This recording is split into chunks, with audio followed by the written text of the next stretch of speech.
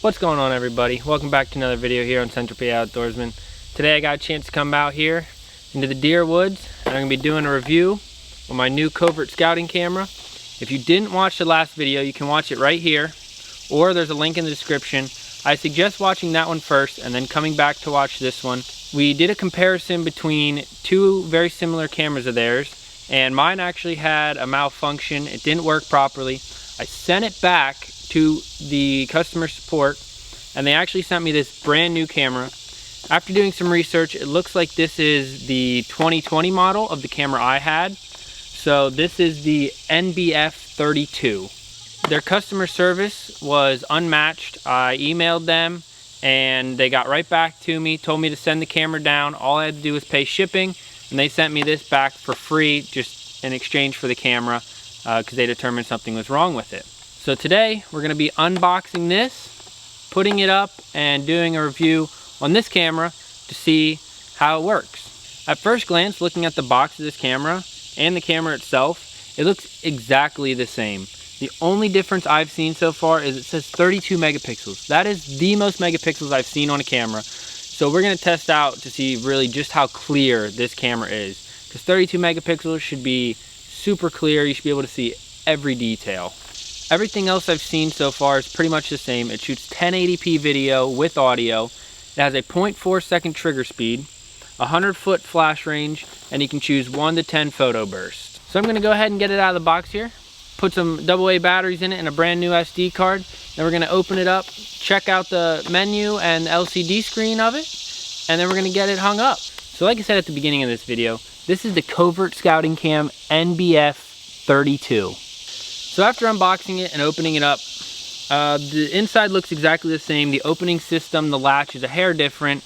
Doesn't make a huge difference. It can still run on AA batteries, or you can run a solar panel and like a 6-volt or 12-volt battery to it. One thing I did read in the instruction manual is it is actually able to function for a short period of time on only 4 AA batteries.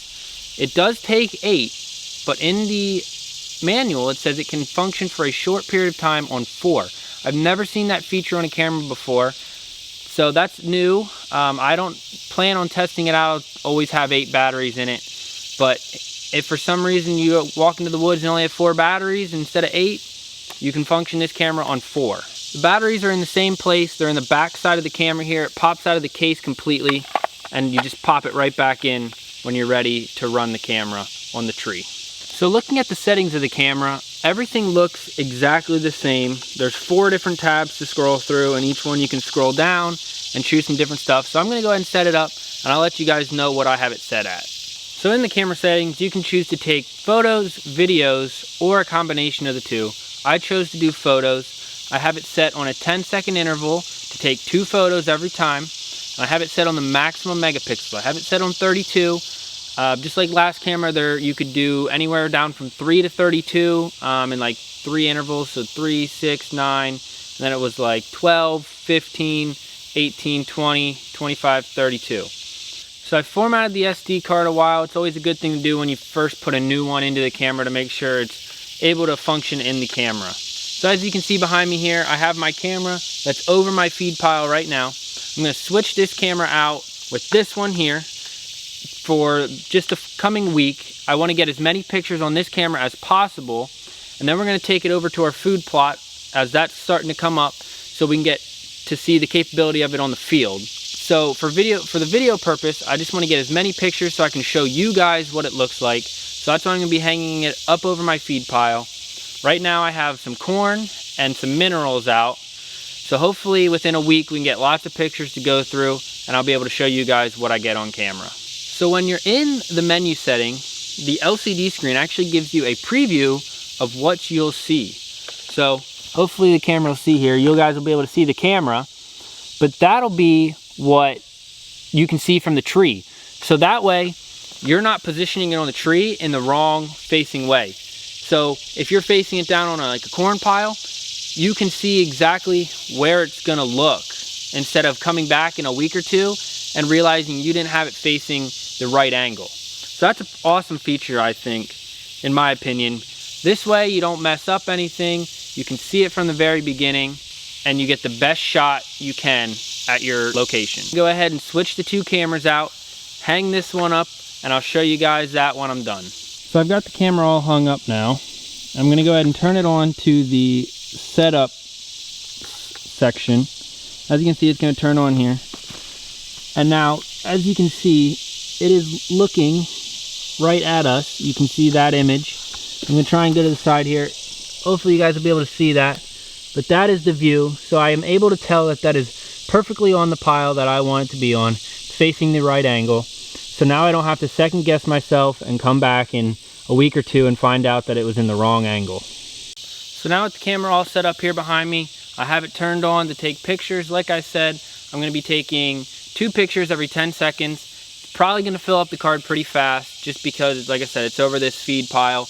But that's what I want for video purposes. I wanna be able to get as many pictures as possible to show you guys what they look like. So I'm gonna let this camera sit for about a week or 2. That's generally what I'll do with all my cameras. So the next time I come back around to check all of them, I'll pull this one and then show you guys what I got on camera. So like I said earlier, we did do a video earlier in the year comparing 2 different covert scouting cams here. If you haven't checked that one out, the link is down in the description, or you can watch it right here.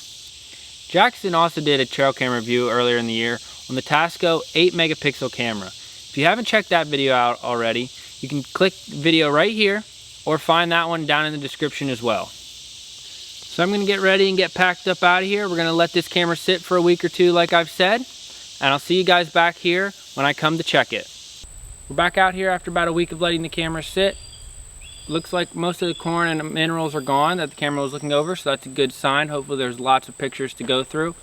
I'm gonna go ahead and switch the card out and take it home to look at, and then hopefully be able to share some of the best pictures, maybe a bad picture, and just give my honest opinion on what I think about this camera.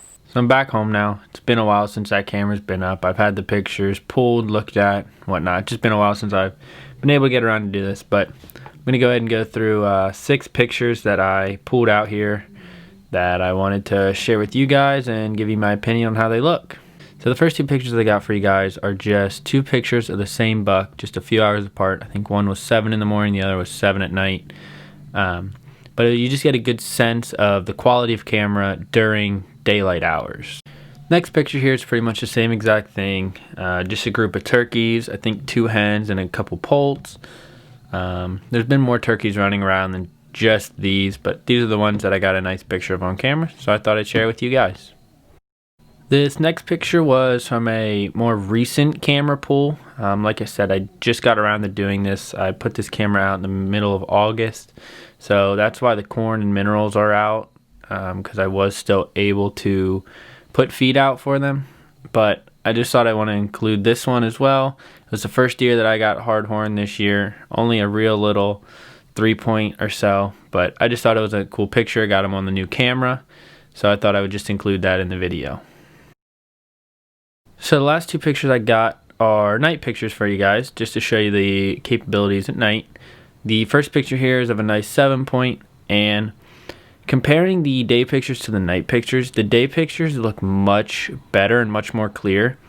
Me knowing what buck it is, I can tell what it is, but just the way the picture is taken, it's hard to really get a clear vision of his antlers.